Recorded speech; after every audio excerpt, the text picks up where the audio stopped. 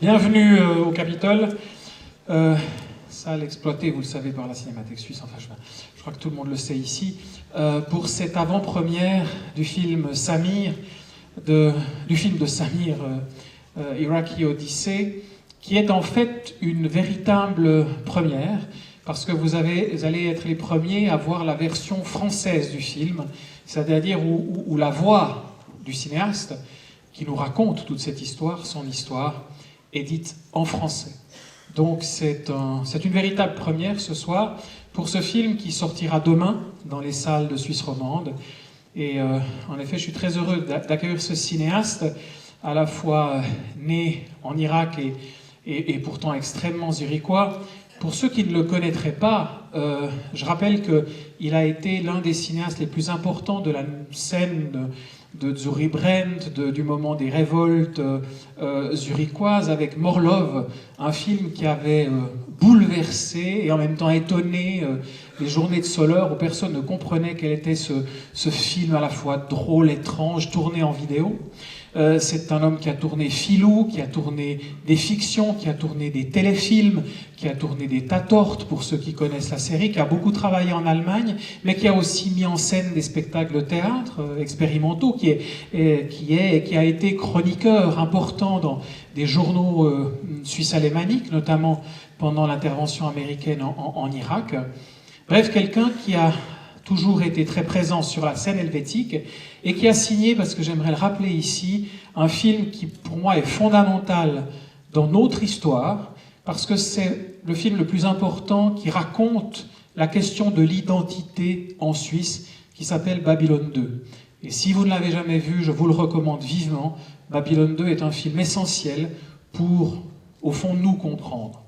Pour parler d'identité, il a aussi réalisé Forget Baghdad, sur la relation entre juifs et arabes en Irak.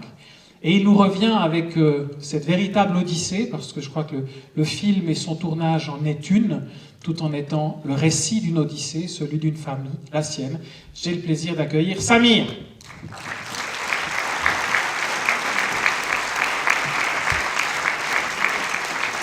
Merci Frédéric, c'est un joie d'être là et je suis vraiment surpris.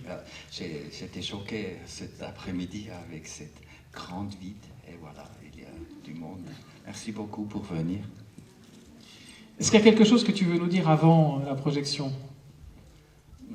Non, parce que le film est long et je crois, je ne veux pas que les gens sortent avant. Voilà.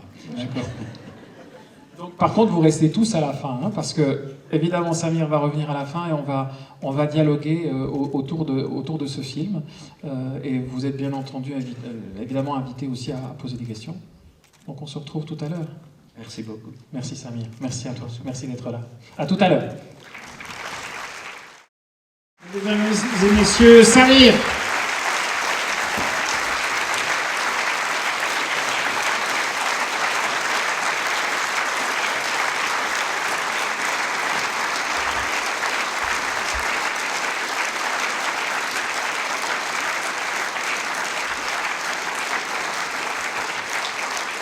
Et on a une petite surprise et on est très heureux d'accueillir aussi, vous allez la reconnaître, Tania Oldin, qui habitant Lausanne nous a rejoint et a revu le film ce soir avec nous.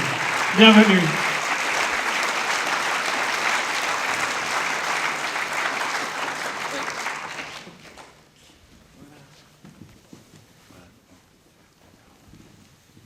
La salle va s'allumer un petit peu après, mais je vais peut-être vous poser une question d'abord à toi. Finalement, pourquoi tu as choisi, c'est une question tout à fait idiote, mais en même temps importante, parce que tu as choisi de faire une version française, on l'a dit au début. Ouais. Pourquoi c'était important pour toi que finalement le film soit parlé dans la langue de ses spectateurs? Parce qu'il y a aussi d'autres versions qui existent. Parce que finalement, ça a aussi une question à voir avec l'identité. J'entends, tu parles en français avec ton accent, avec ta manière de parler français. Et pourquoi tu as fait ce choix? Parce que je crois que tu y tenais beaucoup. Oui, pour moi, c'était important comme un citoyen suisse. Franchement, c'était... on a discuté avec la distribution. Parce qu'elle a dit, ah, voilà, on va aller la version allemande avec des sous-titres français, c'est normal. J'ai dit, mais non, moi non, j'ai des amis ici. Notre pays ici, c'est bilingue dans une manière, 3 langues, 4 langues.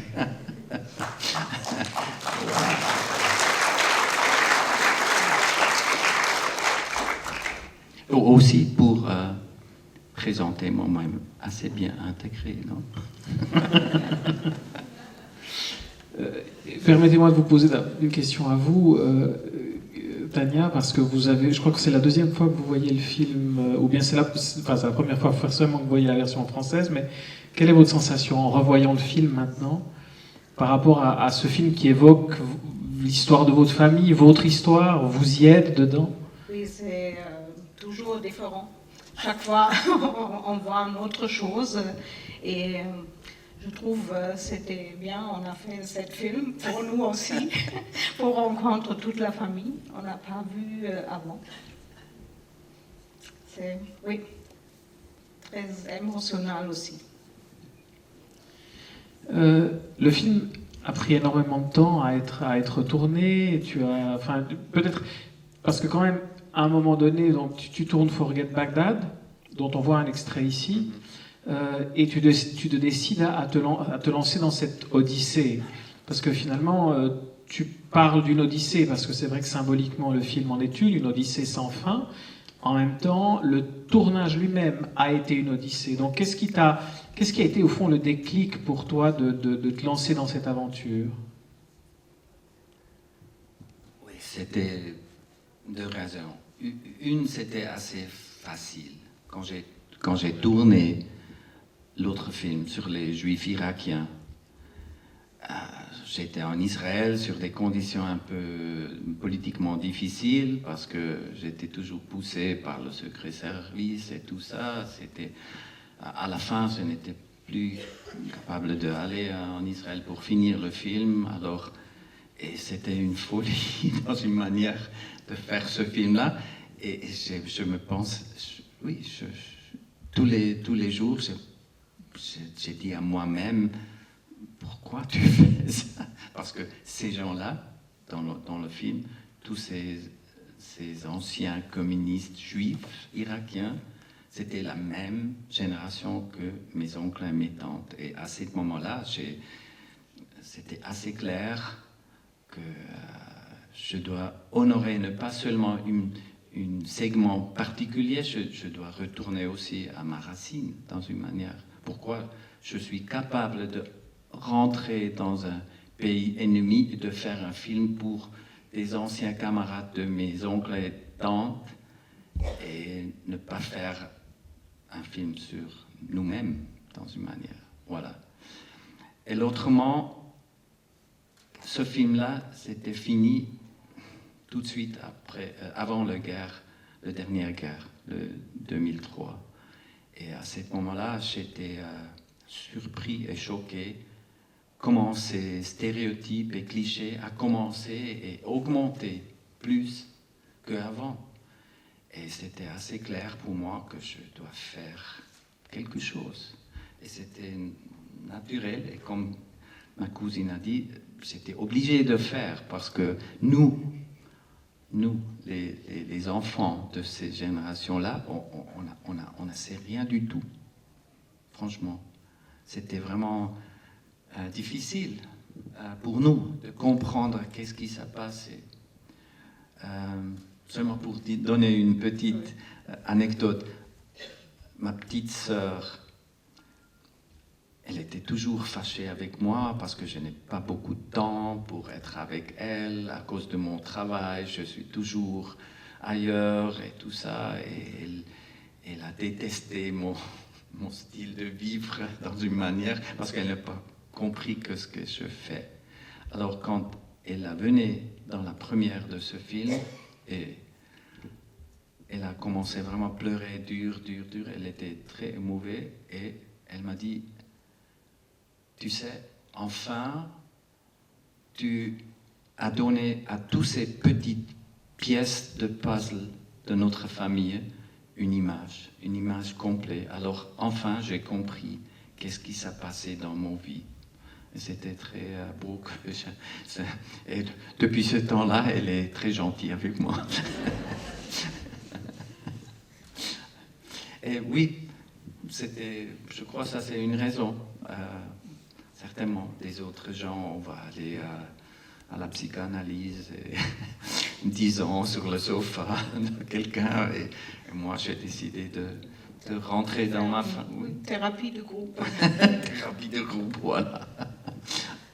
Et finalement, c'est aussi quelque chose que vous faites, vous, dans votre métier, au fond, de sonder le passé, parce qu'on ne l'a pas précisé, mais vous êtes anthropologue, en fait, hein, donc, au départ, même si vous travaillez dans la médecine légale, et votre travail, c'est aussi, au fond, de creuser, symboliquement, on vous voit dans le film, d'ailleurs, reconstituer un puzzle Ouais. d'un corps humain avec tous les os. Au fond, vous faites un peu la même chose sur d'autres, hein. Pas sur votre famille, mais que Samir a fait sur votre famille. Oui, c'est vrai, en base, je suis archéologue, j'ai commencé avec archéologie et c'est une raison aussi. On cherche toujours les racines et voilà. Mais elle est sérieuse, tu vois. Elle est sérieuse. À l'envers de moi, c'est... Toi, t'es pas sérieux? Non, c'est... Tu as vu, ma famille est... Quand on a fait des réunions, aucun a demandé des questions vers moi à cause de mon profession. Toutes ces années, toutes ces décades. Et parce que...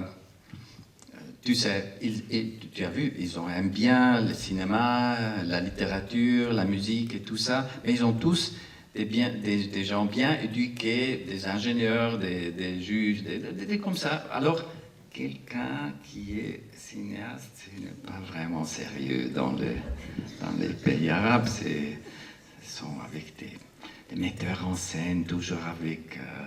des actrices et des gens demi-nus ou je ne sais pas. Et après le film, le documentaire sur les Juifs irakiens, j'ai arrivé à être sérieux. Et son père était le premier qui m'a envoyé ces documents, sans dire, je crois, à eux. Sans demander où, non. Ils m'ont envoyé toutes les choses. C'est à quel moment que tu as découvert au fond qu'il y avait ce passé d'engagement politique extrêmement fort dans toute ta famille, dans la génération de vos parents? Oui, mais je crois que c'est vraiment cette génération, en tout cas. J'ai présenté le film ailleurs, partout, et tous les Arabes dans l'exil, ce sont des millions. Ils ont dit, des Palestiniens, des Syriens, des Libanais, tous, ils ont dit, ça c'est notre histoire, ça c'est notre histoire. Ils ont peut-être être des activistes durs ou pas, mais c'était l'esprit de cette génération-là. Et je suis très, très heureux que j'ai honoré cette génération dans une manière, parce qu'ils ont failli dans leur pensée. Et voilà, ils ont reconnu eux-mêmes dans ce film-là. Et ce n'est plus ma famille, c'est la famille de tout le monde aujourd'hui. En effet, je pense que tu en es conscient, mais c'est vrai qu'à travers l'histoire de ta famille et de votre famille, tu racontes quelque chose d'autre qui est l'histoire d'un pays, mais qui est peut-être aussi l'histoire de beaucoup de peuples arabes et qui est au fond... tu le dis d'ailleurs à la fin, hein, qui annonce un peu ce qui est en train d'arriver aujourd'hui. Et tu en étais conscient au moment où tu commençais à tourner, où tu commençais à recueillir les premiers témoignages, puisque ça a été quand même un très long processus de voyage, une vraie odyssée, on l'a dit, de tournage, donc que quelque chose allait arriver qui allait être d'autant plus dramatique. Il y avait un nouvel épisode qui arrivait. Oui, d'accord. Alors, tu ne sais jamais qu'est-ce qui se passe avec ton film, que je tombe avec mon film dans le milieu de la discussion sur les migrants et tout ça, les réfugiés, je n'ai jamais imaginé. La seule chose qu'on sait bien, nous tous, parce que nous sommes toujours confrontés avec les stéréotypes, alors je sais bien, comme un réalisateur et un citoyen politisé, que je suis en train de donner une autre image, contre les stéréotypes, contre les clichés. C'est sûr, mais je n'étais pas sûr. Non, je ne sais pas que le film va être assez évident aussi pour les Irakiens, ni ici, parce que j'étais surpris quand tu es à Frauenfeld, non? Ou Lenzburg, ou Fricktal, avec des Suisses, hein, un public, et ils restent jusqu'à minuit pour discuter, et oui, j'ai jamais imaginé ça. C'est beau de faire une chose comme ça, mais je n'ai pas imaginé. La parole est à vous, il y a des micros qui circulent, s'il vous plaît. Là-bas, madame, déjà, tout là-haut. Si on peut... Je vous sais gré de parler dans le micro, vous le savez, la salle est grande, et donc sinon on ne vous entend pas, et les autres aussi. Merci. Bonsoir, merci beaucoup pour votre film. Je me suis demandé pourquoi vous ne parliez pas irakien dans votre famille.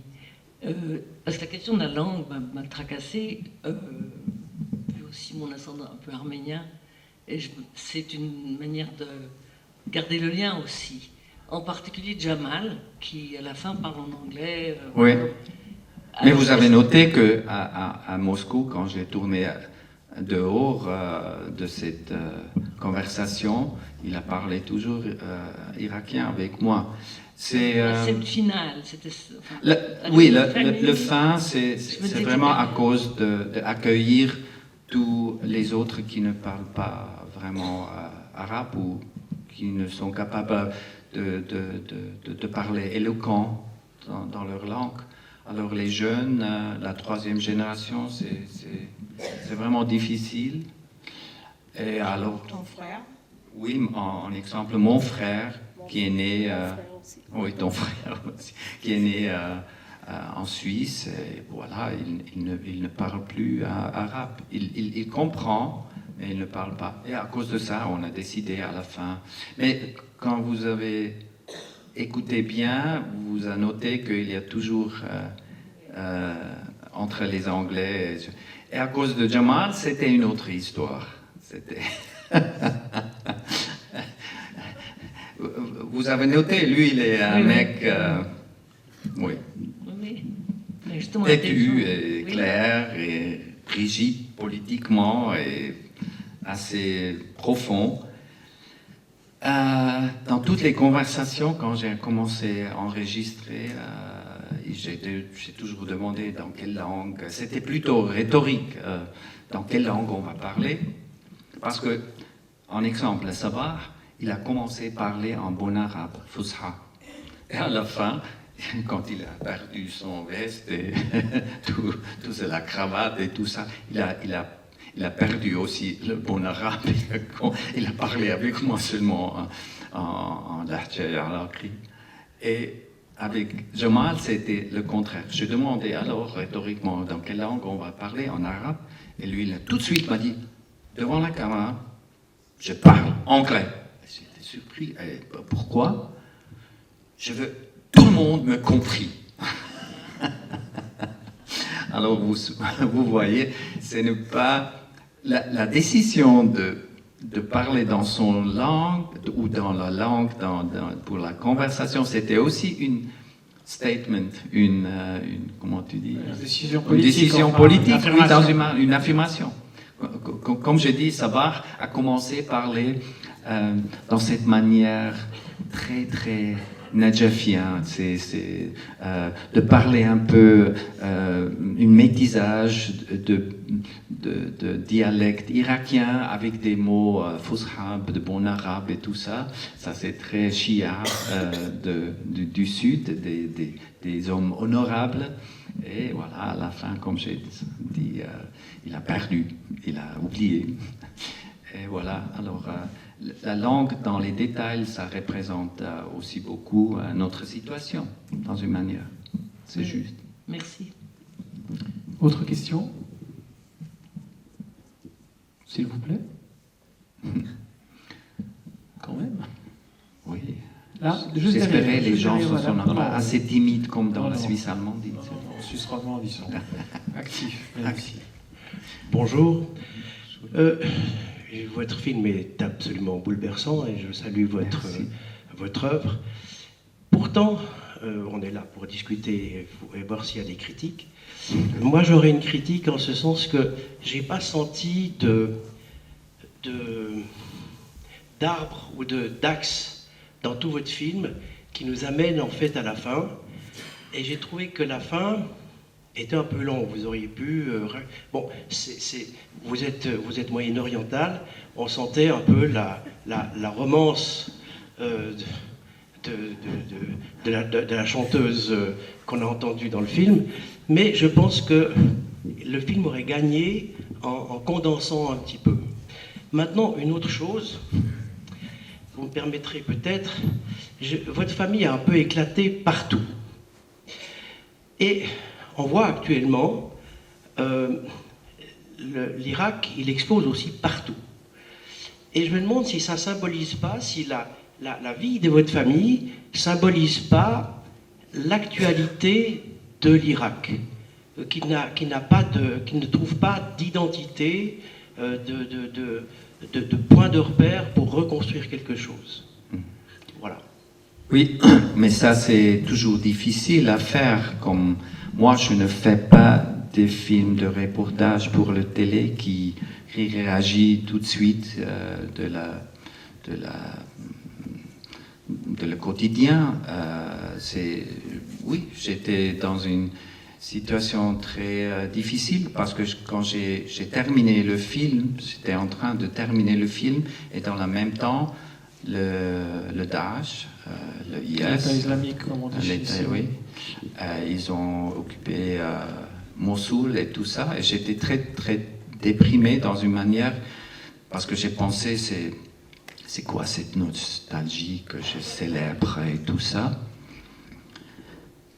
Et dans la discussion avec mes collaborateurs jeunes irakiens, j'ai compris que cette nostalgie, c'est peut-être, parce que ces mots ici, c'est un peu, il y a un péjoratif petit sur ces mots-là, mais je crois dans les pays arabes d'aujourd'hui, de célébrer cette sorte de nostalgie qui représente une mode de vie ensemble, sans savoir de leur religion, sans demander les gens sur leurs racines culturelles ou religieuses, c'est aujourd'hui une arme contre ces idiots. Et voilà, alors je crois le film a commencé à être vraiment plus une arme et un commentaire quotidien que j'ai jamais pensé. Voilà. Ça c'est une réponse peut-être pour vous, je ne sais pas. Mais toutes ces autres choses, c'est vrai, dans les derniers mois, il y a une renaissance de la société civile en Irak qui est vraiment bouleversant, c'est étonnant. Les jeunes, ils en ont créé entre août l'année passée jusqu'à fin d'octobre un incroyable mouvement seulement organisé sur le social media, et à la fin ils ont fait une démonstration, une demi-million de gens dans les rues de Bagdad, et ils ont dit au gouvernement: quand vous ne faites pas rien contre la corruption, on va squatter la gouvernement. Alors, le gouvernement, tout de suite, a réagi. Ils ont dénoncé quelques ministres corrupts. Ils ont installé un nouveau cours contre la corruption. D'accord, on ne sait pas comment ça c'est effectif ou pas, mais enfin, les gens, ils ont compris qu'il y a possibilité de faire quelque chose. Et grâce à ça, je suis aujourd'hui plus optimiste pour l'avenir que quand j'étais dans le tournage en bas et dans les recherches, parce que je vois qu'il y a des possibilités, il y a des nouveaux mouvements. C'est différent, ce sont plus comme dans les anciens temps des partis rigides, disciplinés, des choses comme ça, mais il y a une expérience. Et comme vous avez dit, nous sommes bouleversés sur tout le monde. Et la présentation de cette globe dans mon film, ça c'est un signe pour dire ça n'existe plus une petite île par là ou par là. Nous sommes tous ensemble, tous, nous tous aussi. Les Suisses, ils ont part de ces politiques en bas. Ce n'est plus possible D'accord, il y a des partis qui veulent retourner notre monde dans le passé, mais ce n'est plus possible dans la réalité. Et je crois que le film est très, très contemporain et très concret pour les Irakiens. D'autres questions? Je crois que madame, quelqu'un avait levé la main là derrière. Non, c'est plus le cas. Ici, oui, madame. Merci pour le film, je trouve vraiment extraordinaire. Mais à propos des stéréotypes, si le but est vraiment de casser des stéréotypes, parce que quand on parle des migrants, quand on parle d'étrangers, on a toujours affaire à des stéréotypes. Un stéréotype que ce film casse, c'est que les migrants sont porteurs d'une nostalgie du passé, tandis qu'en fait, là, la nostalgie, c'est plutôt du futur. Et la question? Non, c'est ça. Ah, d'accord. Plutôt une remarque. C'est une remarque, d'accord, merci. Je ne sais pas si c'est d'accord, s'il y avait cette intention vraiment de cette élaboration de casser ces stéréotypes que le migrant est porteur d'une nostalgie du passé ou d'une nostalgie du futur. Oui, mais j'étais dans les dernières semaines en Allemagne pour présenter le film. Et j'étais surpris que partout, dans toutes les villes, et l'Allemagne est vraiment profonde dans cette discussion-là, c'était après Cologne. Et voilà, alors les gens, ils en ont compris, ils en ont dit aussi dans les discussions que voilà, ça a ouvert pour eux vraiment un nouveau espace de la pensée, voilà, contre leurs propres stéréotypes. Et j'étais vraiment très heureux de comprendre que le film a aidé les gens qui ne savent pas beaucoup, mais ils sont, comme on dit, avec the best intention, avec les meilleures intentions dans le film, ils en ont compris plus.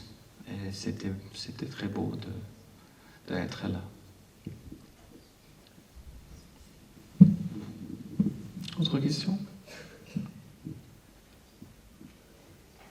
Parce que finalement, juste de mon côté, une petite question. Oui. Finalement, de vous tous, de tous les membres de la famille, la seule, enfin en tout cas si je me souviens bien, la seule dans le film qui exprime un vrai désir de retour, c'est ta sœur. C'est la plus jeune, vous aussi. Elle a dit aussi que je suis... Oui. Je n'étais jamais c'est la première fois. Ah d'accord. Ils ont un désir de retour pour vraiment y travailler, pour s'installer, pour... je ne parle pas d'aller voir, d'aller rencontrer la famille, mais vraiment de faire quelque chose. Elle, dans le film, enfin, elle déclare concrètement une envie de faire quelque chose. Mais comme Jamal dit à la fin, nous sommes déjà là quand nous sommes ici. C'est vraiment... le désir doit être concret, comme toi tu as dit. Souviens, elle est rentrée oui. Et encore. D'accord, ma demi-sœur, oui, tout de suite après quand elle a reçu la nationalité américaine, elle est venue chez nous. Elle a resté un demi-an en Suisse. Elle a décidé de retourner en Bagdad. Et à Bagdad, elle a tombé en amour, de son amour jeunesse, et voilà, elle a marié. Et malheureusement, lui, il est un mec d'une famille religieuse de Karbala. J'étais là le printemps passé à la mariage. Et après 6 mois, elle a dit, écoute, je vais retourner dans les États-Unis pour finir mes études. Tu viens avec moi ou tu divorces, voilà. C'est les femmes de notre famille. Tu vois. Alors, mais c'est déjà, c'est tout ouvert, non? Parce que tout le monde croit que, oui, c'est possible de retourner, ne pas seulement pour donner des avis, mais pour faire des choses concrètes. C'est sûr. Je vais aller en printemps aller pour faire un casting pour un nouveau film, et voilà. Alors, oui, nous sommes tous involvés dans une manière dans ces processus. Mais là, on parle d'une famille qui était très engagée politiquement. Vous êtes les enfants de cet engagement. Sur les 4 millions d'Irakiens qui ont quitté le pays, enfin j'imagine, hein, j'en sais rien, tous ne sont pas peut-être de familles d'intellectuels, de familles ou alors où tout le monde a finalement ce rapport qui se réinstalle avec. Non, je crois que c'est important de comprendre. Ma tante a dit aussi, nous sommes été égales avec tous les autres. Tout le monde me dit toujours, ah voilà, vous êtes spécial et tout ça, mais j'ai jamais senti. En bas, quand nous avons grandi en bas, nous sommes été toujours avec des autres familles, pas de notre famille, mais des autres représentants de cette classe moyenne partout. Et je crois que ces 4,5 millions, ce sont tous la majorité des gens bien éduqués qui a créé cette brain drain, mais qui a vraiment laissé le pays à la fin des années 90 dans un trou, avant la guerre déjà.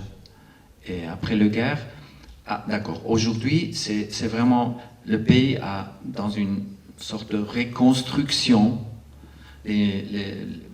La jeune génération de 30 ans d'aujourd'hui, ils n'en savent rien du tout de la passé. La passé n'existe pas. Ils ont grandi dans la guerre, dans l'embargo et tout ça. Ils ne savent rien du tout. La chose qu'ils savent bien, c'est Rihanna, Lady Gaga, c'est partout. Ils ont part de cette mondialisation, non? Et dans le même temps, ils ont là, dans leur propre pays, ils ont parlé arabe, ils connaissent bien aussi certainement leurs propres artistes et tout ça, mais ce n'est plus la même classe moyenne comme celui-là. Mais j'ai présenté ma famille aussi dans cet endroit. Nous sommes été dans la modernité, comme tout le monde. Quand je venais ici comme un enfant, j'étais surpris que les gens, on n'a pas de télévision. C'était tout, le fridge, le frigo, c'était tout normal chez nous, dans la classe moyenne. C'était aucun moment de penser que nous sommes inférieurs que l'autre monde. Ça a été créé plus tard. Et aujourd'hui, c'est toujours en train de dire les gens, voilà, il y a 2 classes des gens ici dans ces pays. Les migrants qui ne sont pas là, on n'a pas le même droit que nous, les Suisses. Voilà. Oui, madame, ici. Attendez, juste, excusez-moi, attendez le micro qui arrive à vos côtés, par là. Non, je vous assure. Merci. Faites-moi confiance. Oui, le film sera-t-il distribué en Irak ou oui, j'étais. dans quel cas? J'étais là la dernière année, en printemps, et j'étais tout de suite invité par le ministère de Culture. Et j'ai allé, j'ai pensé, d'accord, ouais, c'est un truc, je ne sais pas, informel comme ça. Et je m'installais là pour boire thé, une chai après l'autre. Mais il est arrivé tout de suite, après 5 minutes. Il m'a embrassé et il dit « Tu as fait le meilleur film et tout ça, on va faire une grande première dans le Théâtre National à Bagdad et tout ça. » Oui, écoutez, je suis seulement pour le mariage de ma sœur ici. On peut faire tout ça. Alors, je suis prêt de faire ça. On a fait une délai pour... on était d'accord de faire un premier en mai, mais il était un changement de le gouvernement et je n'ai pas demandé, lui, dans quelle fraction lui il est. Malheureusement, il était dans la fraction sunnite et voilà, il était bougé de son place. Et alors, je dois refaire cette première. Et après, il y a une grande complexe cinéma dans un shopping mall à Bagdad. Et le propriétaire me demande tous les mois quand tu me envoies la copie pour présenter. Alors, c'est tout prêt. Et il y a aussi un groupe de jeunes cinéastes qui a créé une comment on dit, une cinéma mobile pour aller présenter le film après dans le sud, dans les villages et dans les petites villes. Alors, c'est tout en train de préparer, en préparation, voilà. Mais il était déjà au Liban, dans la distribution, et il va aller en Jordanie en avril, et il était aussi en Tunisie et en Égypte. Alors, voilà, il est en train de... Ça a besoin toujours beaucoup de temps. Il y avait une autre question derrière. C'est juste une dernière question. Je me disais qu'on ne parle plus beaucoup de l'Irak directement. Est-ce que vous avez une idée de la... Enfin, vous avez peut-être encore des connaissances là-bas, justement, de la tendance actuelle? Est-ce qu'on va vers un arrangement éventuel d'un gouvernement qui soit un peu plus de consensus entre les sunnites et les chiites? Parce qu'en voyant Bassorah, je me dis, ah, mais c'est un endroit magnifique, j'irais bien en vacances là-bas. Ouais. Mais je vous dis à Daesh, je ne sais pas, est-ce que c'est pensable? Est-ce que... Oui. Alors, en général, les politiciens en pouvoir, ils ont dit non, nous sommes tous ensemble, nous sommes blabla. C'est beaucoup de blabla. Le problème, c'est à ce moment, comme vous savez bien, il y a 4 pouvoirs qui sont involvés dans la politique irakienne, les Iraniens, la Turquie, la Saoudie et les Américains. Et ça dépend un peu qu'est-ce qui va passer. C'est sûr que les Irakiens, les gens modestes, ils ont en marre de continuer cette politique. Et quand j'étais là, l'année passée, j'étais vraiment surpris partout, aussi dans les endroits très chiites et tout ça. Les gens, ils ont dit non, on ne veut plus l'influence les Iraniens. Aussi quand ils ont beaucoup de respect vers les Iraniens, mais ils ne veulent plus. Et dans les démonstrations que j'ai racontées avant, j'ai noté vraiment, il y a beaucoup des signes pour un État séculaire. Ça veut dire, je crois les gens, on ne sait pas vraiment qu'est-ce que ça veut dire sécularisme, mais ça veut dire dans ces contextes-là, les gens, ils ne veulent plus l'influence religieuse dans la politique. Ça c'est sûr. Je parle de la majorité des gens. Mais le problème c'est il n'existe plus une armée régulière. C'était détruit par Maliki, l'ancien président ministère de l'Irak, un Shia. Et le nouveau chef de l'État, il est plus modeste, il n'a pas beaucoup de pouvoir. Et il y a 3 fractions Shia qui se sont tous involvés par les Iraniens. Et voilà, c'est difficile la situation. Mais comme j'ai dit, à Bagdad, en exemple, c'est possible de parler avec presque tout le monde sur un niveau égal, d'accord que la politique sectarisme, on peut dire ça aussi, non? La politique, oui, sectaire. Sectaire, ce n'est plus accepté. Et voilà, j'espère mon film va rappeler les gens. Mais d'accord, ça c'est un petit film, mais c'est des 30 millions Irakiens, non? C'est beaucoup. Espérons que les 30 millions d'Irakiens le voient. Mesdames et messieurs, j'aimerais vous rappeler que le film sort demain dans toutes les salles de Suisse romande, enfin beaucoup de salles de Suisse romande. Racontez à vous. Donc dites-le à vos amis, et si vraiment vous avez détesté le film, dites-le aussi à vos ennemis, hein, comme ça fera aussi du public, c'est un bon système. Ouais. Mais au départ, c'est plutôt pour les amis. Et puis merci encore beaucoup. Oui, tu C'est veux seulement rajouter une quelque petite chose? Pardon. note. Quand vous voulez savoir un peu plus ou de regarder les images, encore une fois, mais en calme, oui, on a créé une site sur le web qui s'appelle irakiodyssey.com et on a fait ça comme une plateforme aussi pour les Irakiens, pour créer leur propre histoire avec notre histoire de notre famille. Mais pour vous, c'est aussi possible d'aller voir toutes les détails du film, des images, les archives, des documents et tout ça. Encore une question? Pardon, encore madame, une question? Justement, à ce propos, il y a une chose qui me ferait très plaisir, c'est de trouver l'international qu'on entend fredonner quelques mesures avec les instruments orientaux. Je trouve ça extraordinaire. Je voudrais savoir où je peux trouver cette référence. Peut-être sur ce site. C'était créé par notre musicien. Ah, j'ai pas vu dans le générique l'international, c'est pour ça que je...